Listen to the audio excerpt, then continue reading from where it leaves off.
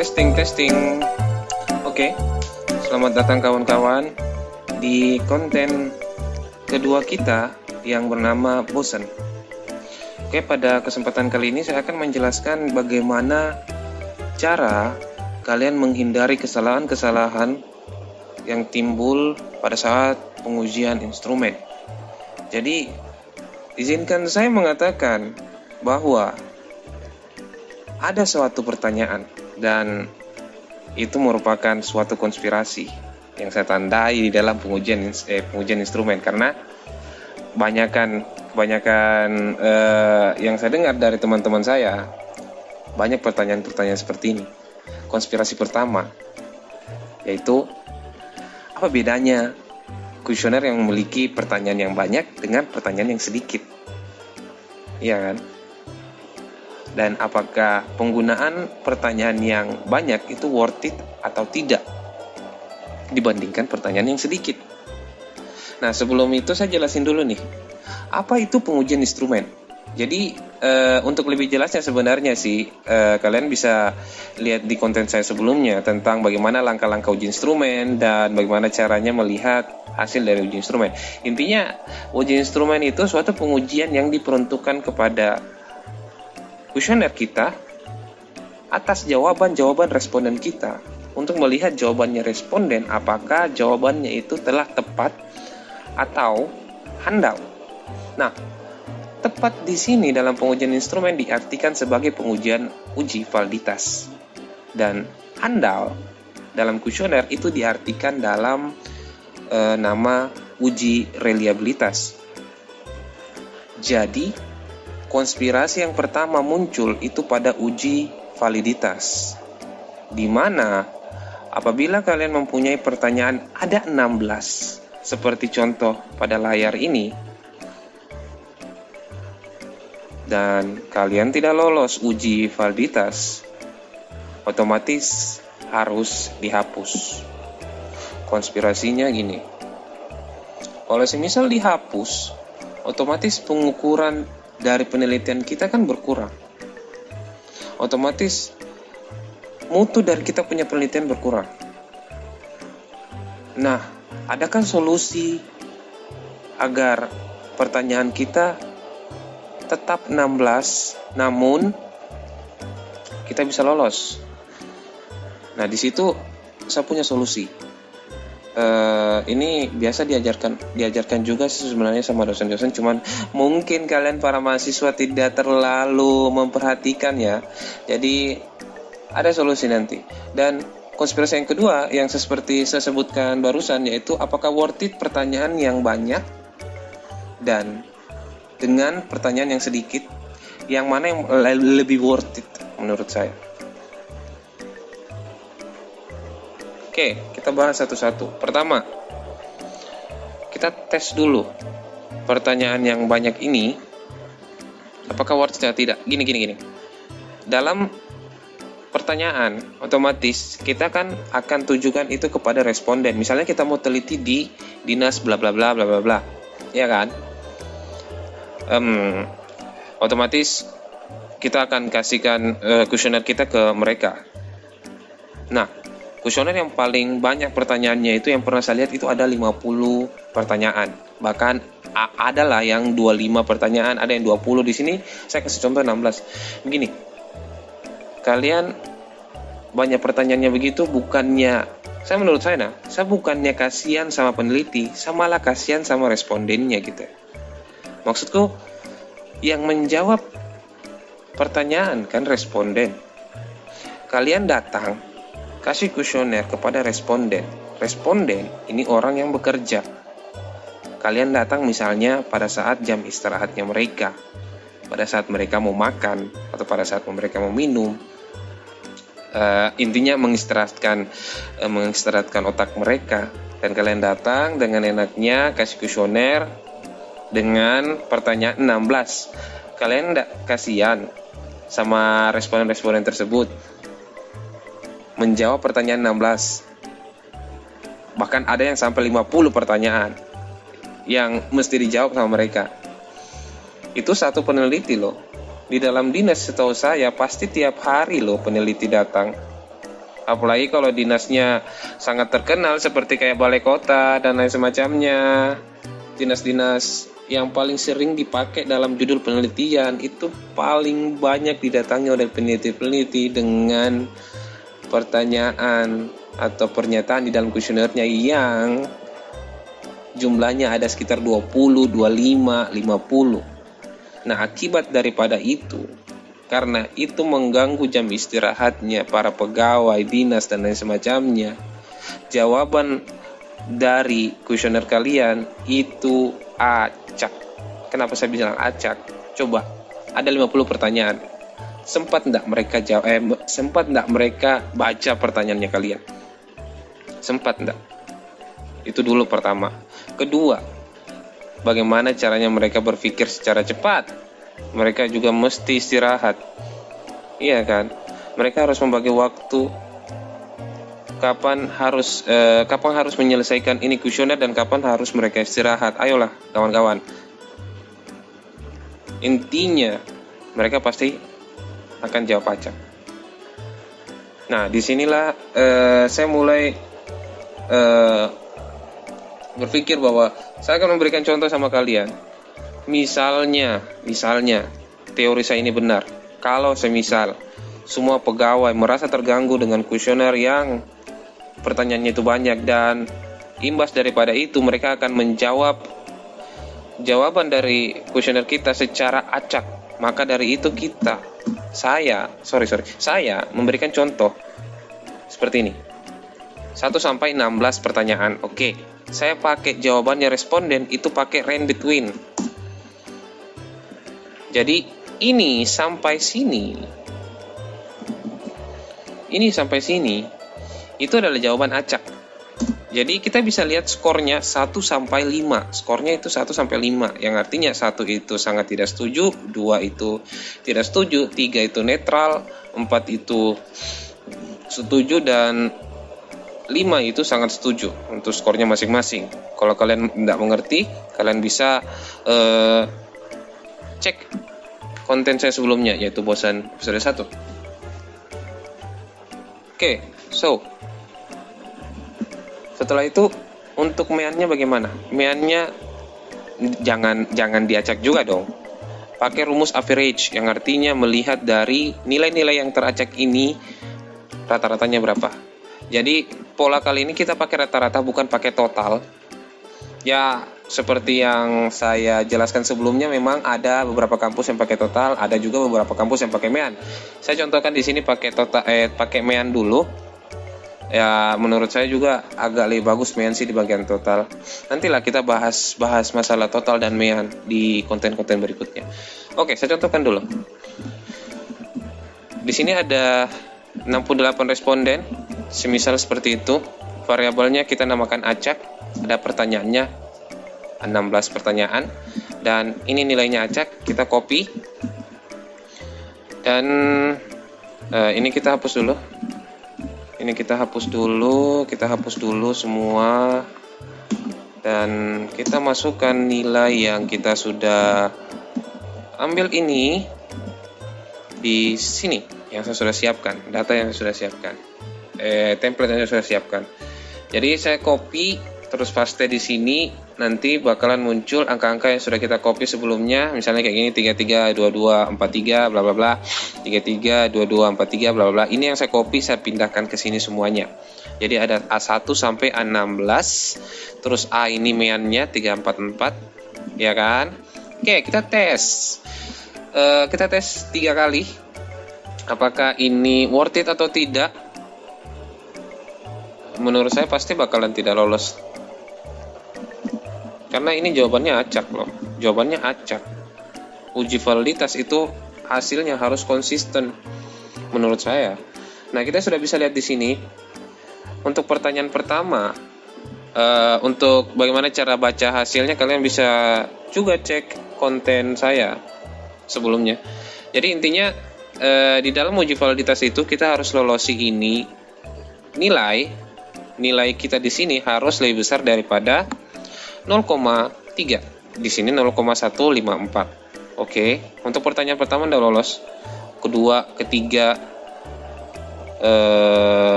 ini juga nggak lolos, jadi otomatis pemikirannya kalian pasti tahap selanjutnya akan dihapus pertanyaan-pertanyaan seperti ini yang tidak lolos otomatis. Oke, asumsikan seperti ini, kalau kalian hapus otomatis mutu dari penelitian kalian akan berkurang otomatis. Kalau kalian hapus itu akan mengganggu keseluruhan dari penilaian yang kalian berikan kepada responden. Asumsinya seperti itu. Jadi kita cuman mau di sini kita pada kesempatan kalian kita cuman mau membuktikan apakah pertanyaan yang banyak itu worth it atau tidak. Jadi saya mau tes lagi, karena kan kita pakai nilai acak ya. Kita mau tes lagi apakah worth it atau tidak 3 kali. Nah itu kan tadi sudah 1. Kita tes lagi dah, apakah worth it atau tidak. Kita hapus yang ini, terus taruh yang telah diacak lagi.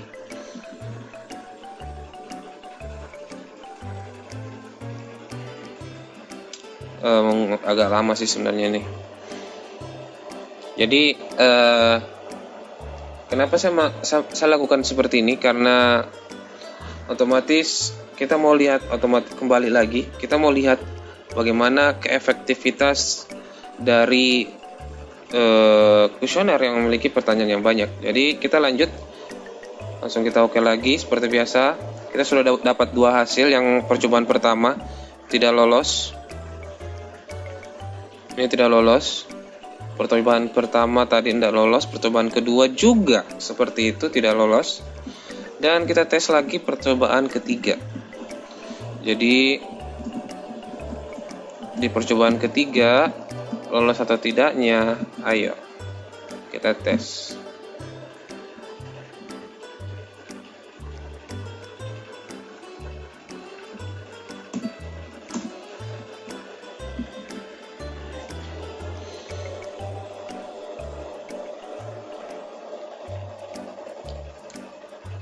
Jadi dalam pengujian uji validitas itu kita sebenarnya diharapkan bahwa pertanyaan-pertanyaan yang kita buat itu harus selaras, yang artinya punya makna yang sama.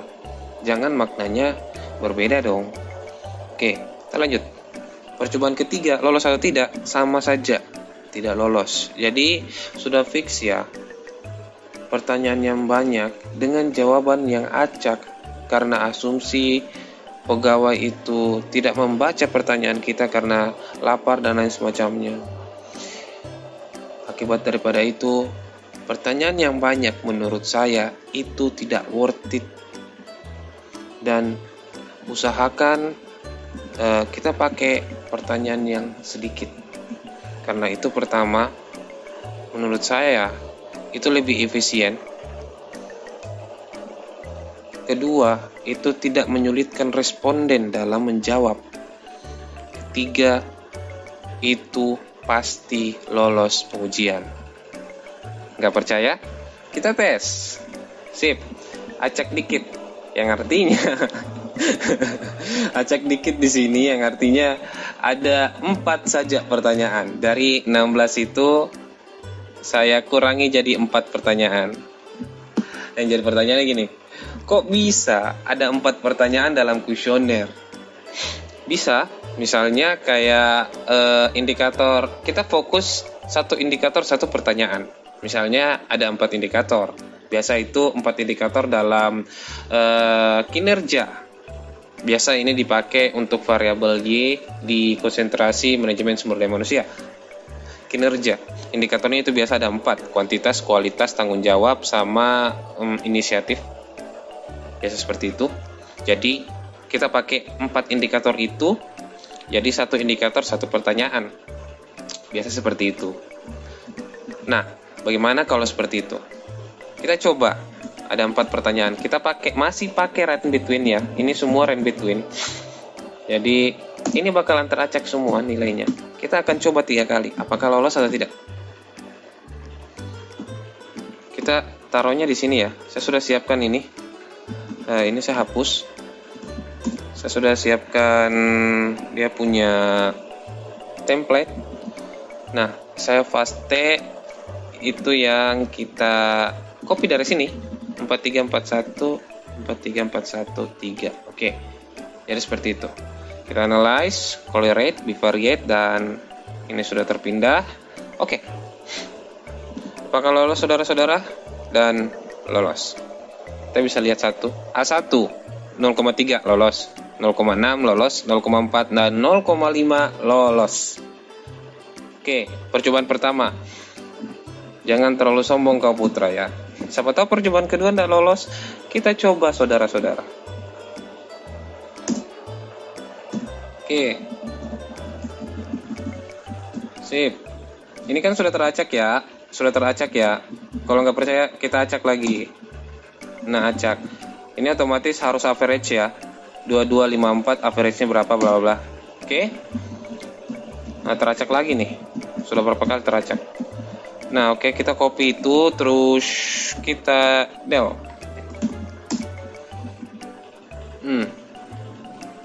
Sudah di copy, kita cek lagi satu kali 2112 1,50.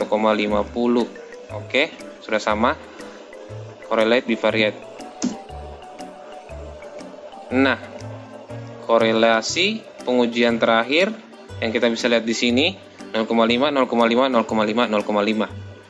Apakah itu lolos? Sudah di atas 0,3 dan itu lolos. Ini pengujian yang pertama lolos 0,3, ada itu 0,3 sudah di atas harusnya. Ini juga kita tes lagi satu kali. Nah, seperti ini. Tes. Satu kali lagi, acak lagi. Acak. Nah, sudah. Kita hapus ini yang lama, terus kita ganti yang data baru.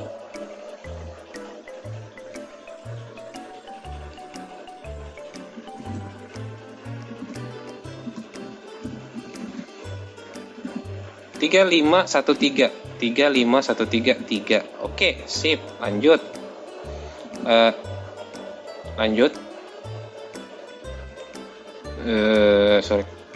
Bivariate. Oke. Dan hampir tidak lolos kalau kita bisa lihat di sini. Tapi ya kan dia punya standar itu harus lebih besar dari 0,3 ya. Di sini kan ada duanya dong muncul. Jadi ya lolos lah, iya kan?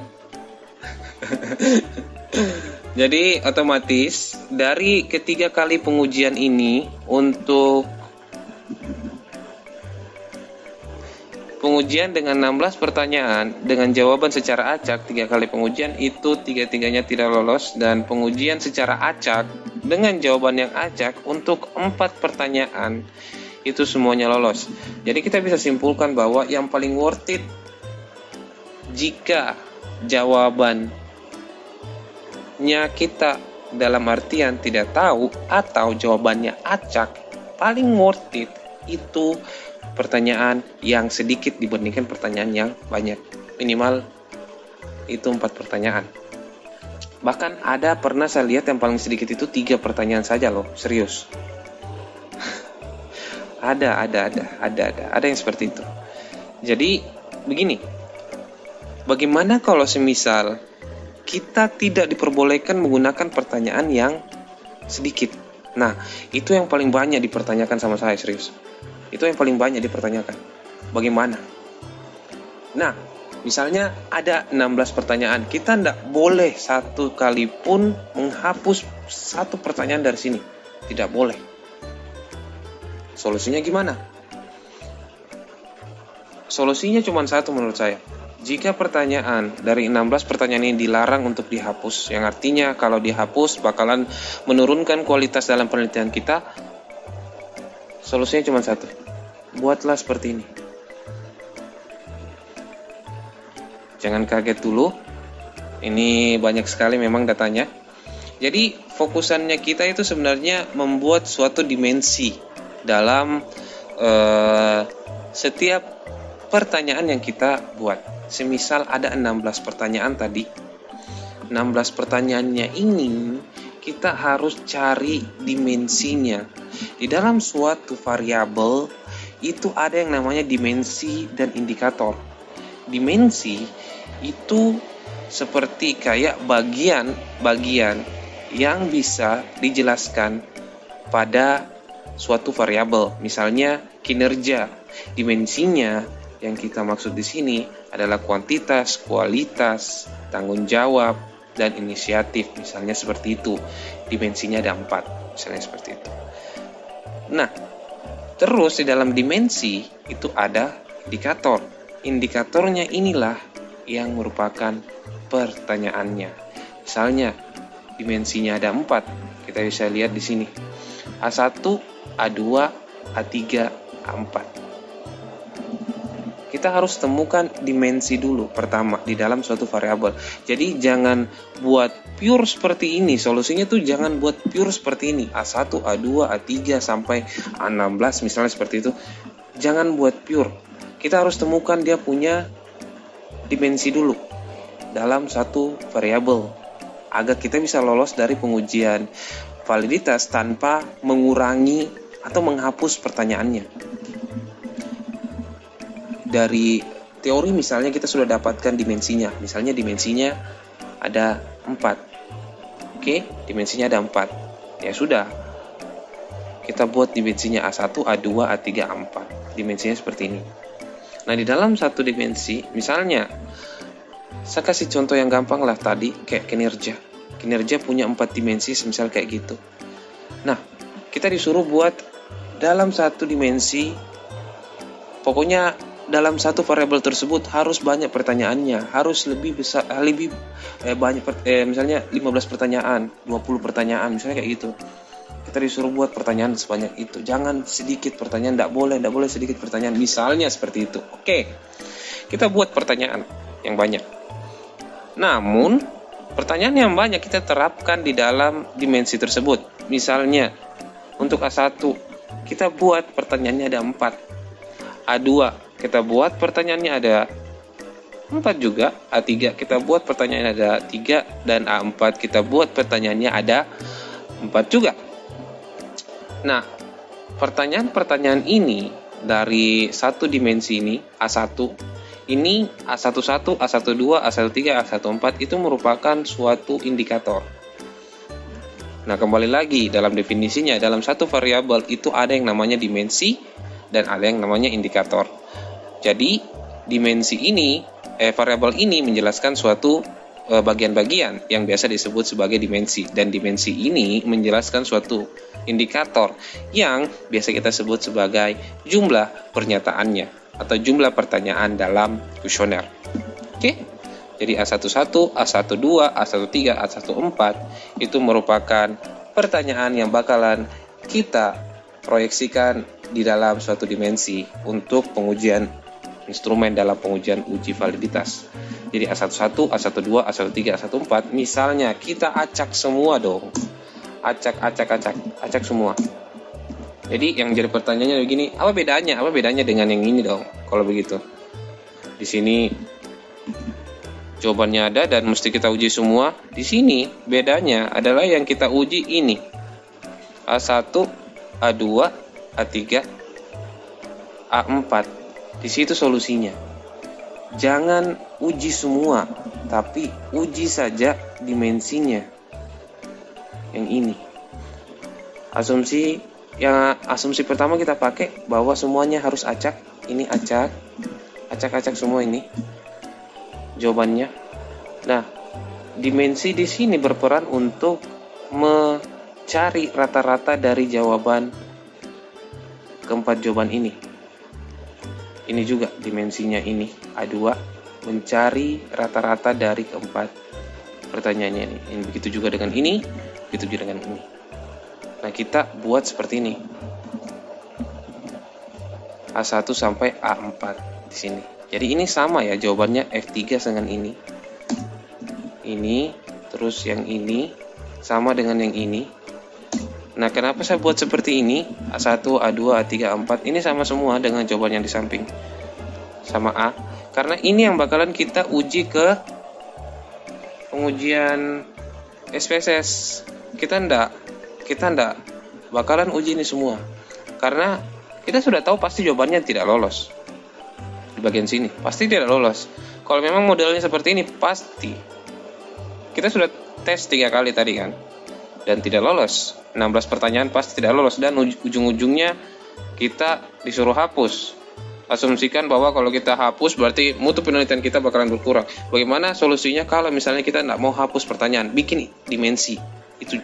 Itu saja solusinya menurut saya. Dimensinya seperti ini: A1, A2, A3, A4. Misalnya kita tentukan dimensi dari teori-teori.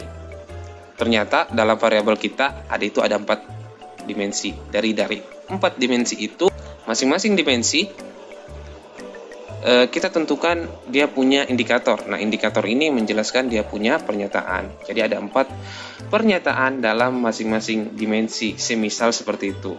Jadinya seperti ini. Nah, hasil dari dimensi itu yang kita gunakan untuk pengujian instrumen atau pengujian validitas dari yang kita dapat jawaban-jawaban dari indikator ini atau pernyataan ini. Dapat dari sini. Oke, kita langsung saja kita tes apakah bakalan lolos atau tidak. Bakalan lolos lah. Biar lagi dia cek bagaimana menurut gue ya. Ada kemungkinan tidak lolos sih, tapi kemungkinannya bakalan kecil kalau sudah 4 seperti ini. Oke, ini template-nya kita hapus saja. Oke, sudah ini. Terus analyze, correlate, bivariate, dan go. Ini yang terakhir. Iya kan? Ini yang terakhir kan? 0,5, 0,4, 0,4, 0,6. Oke. Masih nggak percaya? Oke, kita hapus ini semua. Sip. Kita hapus ini semua. Jadi tidak ada ya. Tidak ada ya. Sip. Dan kita acak lagi. Kita acak lagi. Nah, kita bisa lihat nilainya sudah teracak kan? Sip, copy. Ini kita hapus.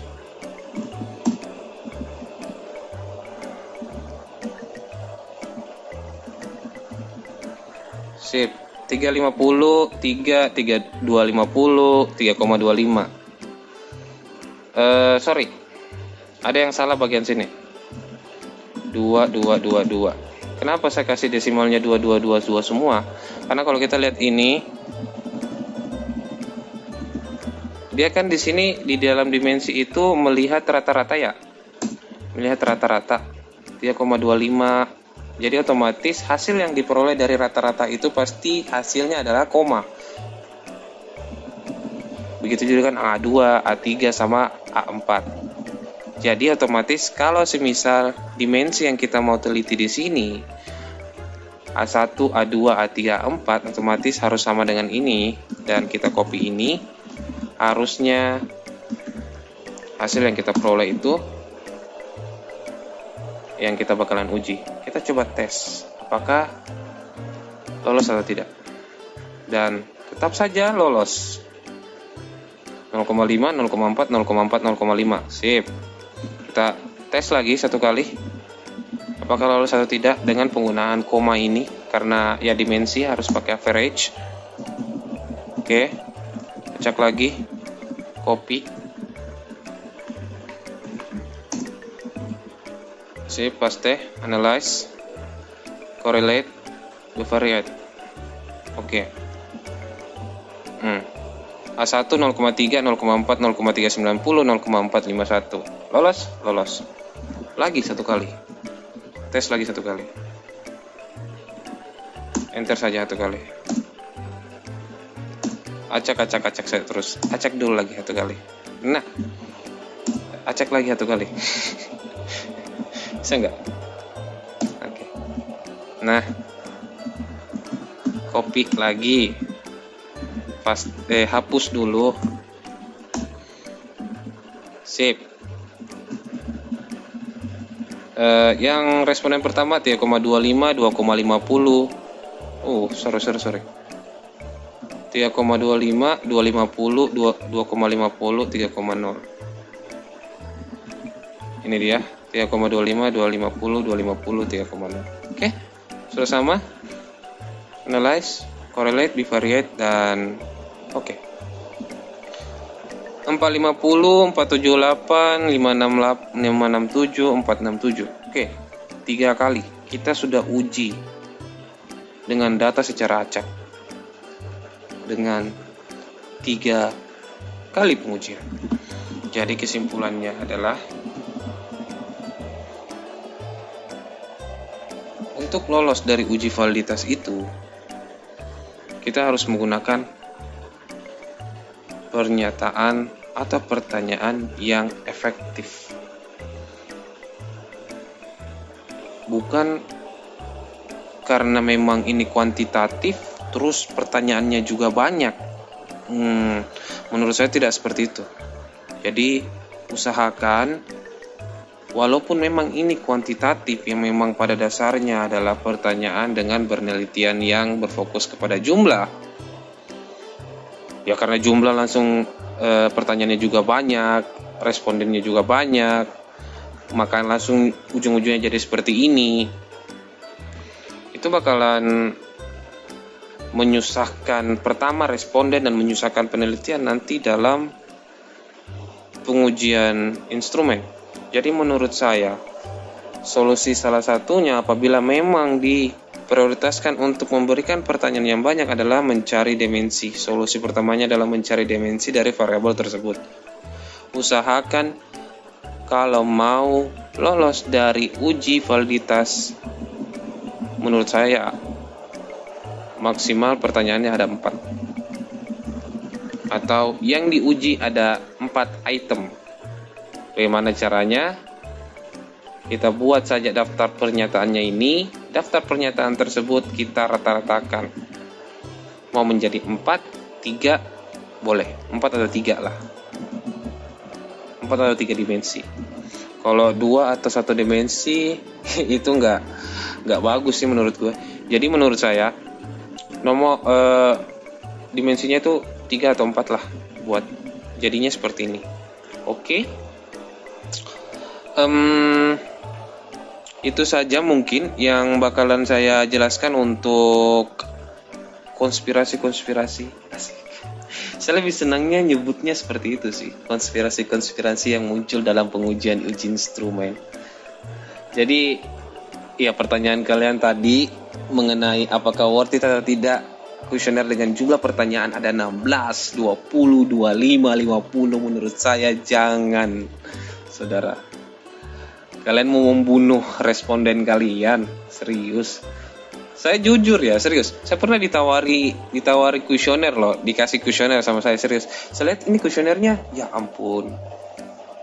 Ini banyak banget, serius. Banyak banget dia punya pertanyaan. Ya dengan polosnya saya bilang, maaf Mbak, saya nggak bisa isi. Tolong kasih yang lain. Karena pertama saya lagi pusing di situ. Saya lagi banyak mengurus sesuatu, dan dengan polosnya seorang mahasiswa datang ke saya kasih kuesioner, dan ya bukannya saya nggak mau bantu, tapi memang lagi nggak bisa pada saat itu, serius nggak bisa. Kalau pertanyaannya sedikit, misal seperti kayak gini, serius gue bakalan isi, dan serius gue bakalan pahami dengan baik apa pertanyaan yang diberikan oleh peneliti. Karena bisa saja seorang peneliti tidak mungkin semua mengerti tentang bagaimana caranya membuat kuesioner. Dan pasti otomatis sebelum mereka ke dosen, sebelum mereka ke responden, mereka ke dosen dulu untuk mengkonsultasikan kuesionernya tersebut.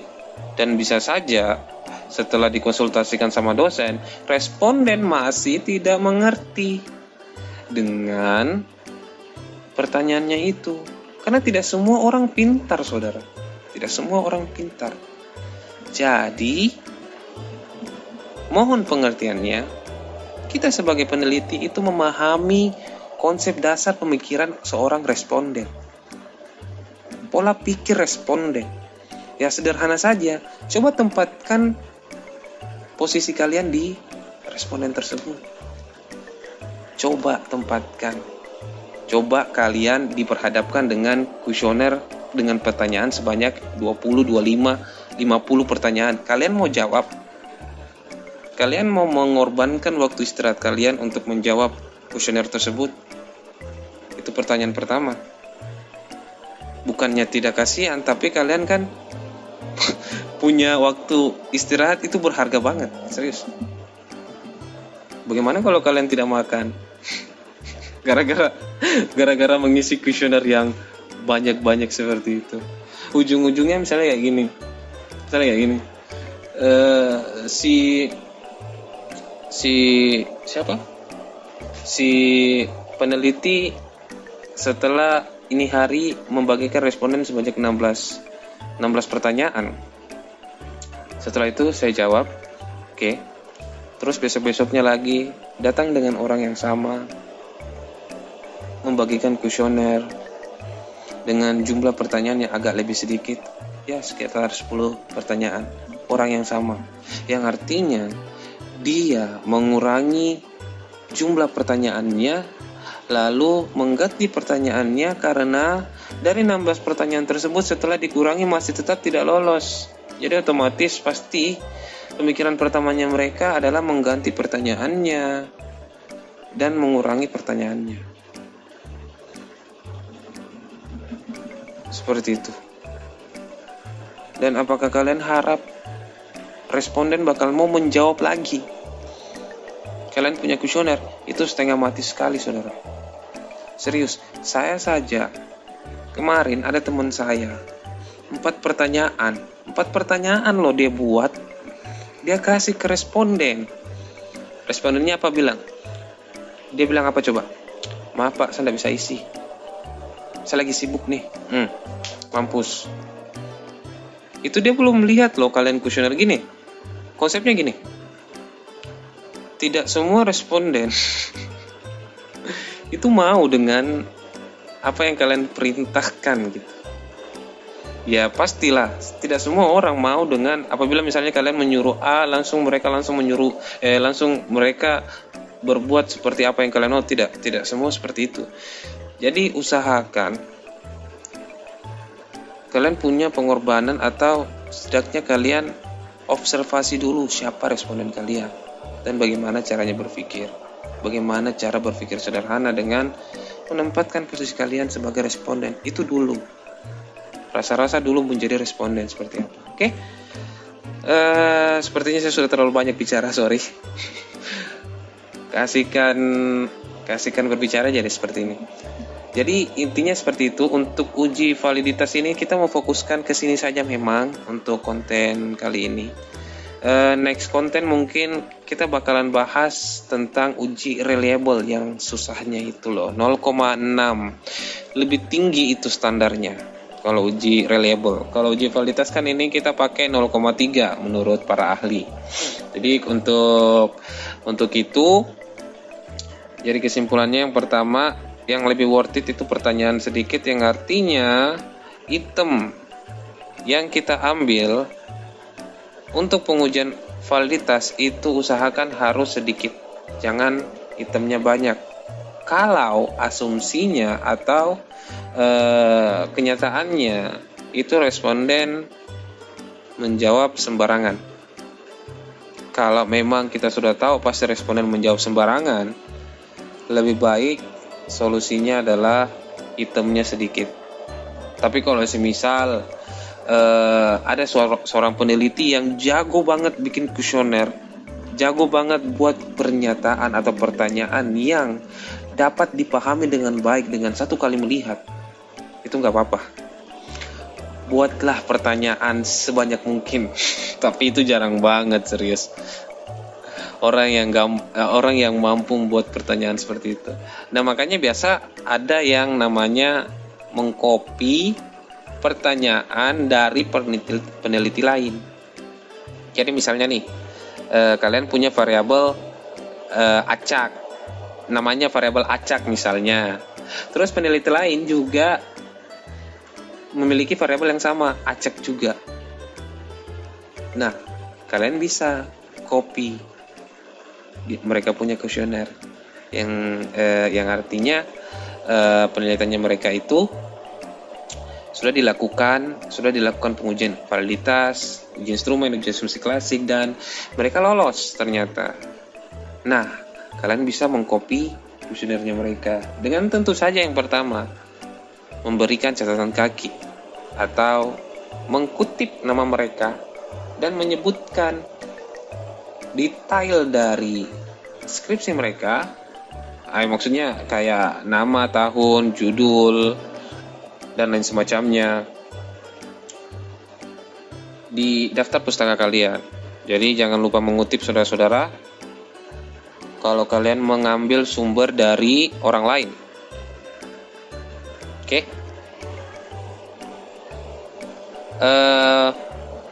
Sepertinya sekian dulu dari saya.